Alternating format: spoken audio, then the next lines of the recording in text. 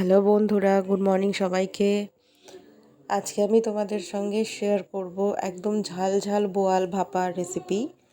তো বোয়াল ভাপা আমি বানাচ্ছি, তোমরা দেখে নাও যে এইভাবে আমি কিন্তু বোয়াল মাছটা ভাপা বানিয়ে নিয়েছি।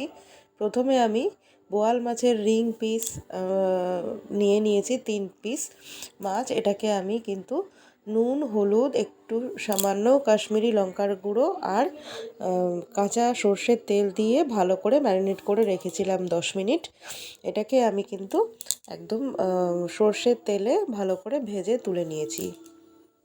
এটা মাথায় রাখতে হবে যে বোয়াল মাছ কিন্তু বেশ অতটা নরম মাছ নয়, যেহেতু তাই জন্য বোয়াল মাছের ভেতর মশলা ঢুকতে একটু সময় লাগে।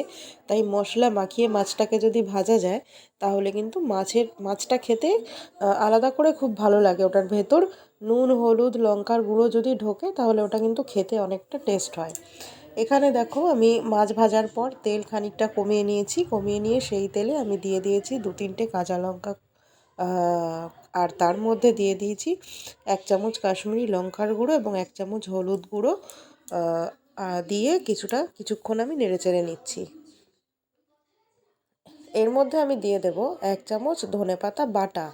এটা কিন্তু ফাইনভাবে আমি বাটিনি, জাস্ট মানে একটু দানা থাকলেও কিন্তু কোনো অসুবিধে নেই, কিন্তু ধনেপাতাটা কিন্তু বেটেই নিতে হবে। এটা কুচিয়ে দিলে কিন্তু সেই ফ্লেভারটা, সেই যে একটা ধনেপাতার সুন্দর একটা ফ্লেভার, সেটা কিন্তু এর মধ্যে আসবে না গ্রেভির মধ্যে।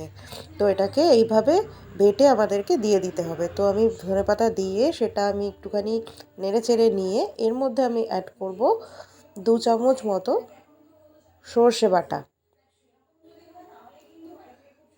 সর্ষে বাটা আমি দিয়ে দিলাম। সর্ষে বাটার একটা সুন্দর ঝাঁঝ, তার সঙ্গে ধনেপাতার একটা ফ্লেভার, সব মিলিয়ে কিন্তু ভীষণ সুন্দর একটা গন্ধ আসছে অলরেডি। তারপর আমি দিয়ে দিচ্ছি 2 চামচ মতো টক দই।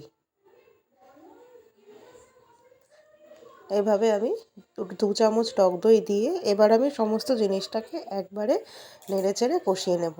দিয়ে দিচ্ছি পরিমাণ মতো নুন,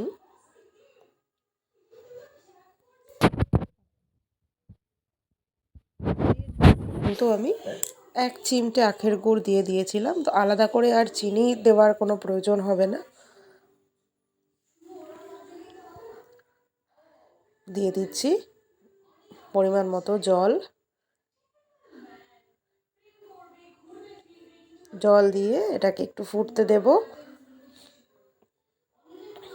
দেখো ঝোলটা কিন্তু ফুটতে আরম্ভ করে দিয়েছে। এর মধ্যে আমি ভেজে রাখা বোয়াল মাছের পিসগুলো সুন্দর করে দিয়ে দিচ্ছি। এবার আমি এটাকে 5 থেকে 7 মিনিটের জন্য ঢেকে দেব। এটা কিন্তু গ্রেভিটা একদম যখন মাখামাখা, তখন আমি এটাকে নামিয়ে দেব। তখন মাছও কিন্তু ভালো মতো সেদ্ধ হয়ে যাবে। আর বোয়াল মাছের ভাপা যেহেতু এটা কিন্তু গ্রেভিটা একদম শুকিয়ে গেলে ওটাকে আমি নামিয়ে নেব। তাহলেই কিন্তু একদম রেডি হয়ে যাবে বোয়াল মাছ ভাপা। তো এটা কিন্তু গরম গরম ভাতের সাথে ভীষণ ভালো লাগে খেতে। এখন শীতকালে টাটকা বোয়াল মাছ, ফ্রেশ বোয়াল মাছ পাওয়া যায়। তোমরা কিন্তু অবশ্যই বাড়িতে ট্রাই করে দেখো, আশা করি খুব ভালো লাগবে। তো তোমরা দেখতে থাকো বোয়াল মাছের ভাপা রেসিপি। তো আজকের মতো টাটা।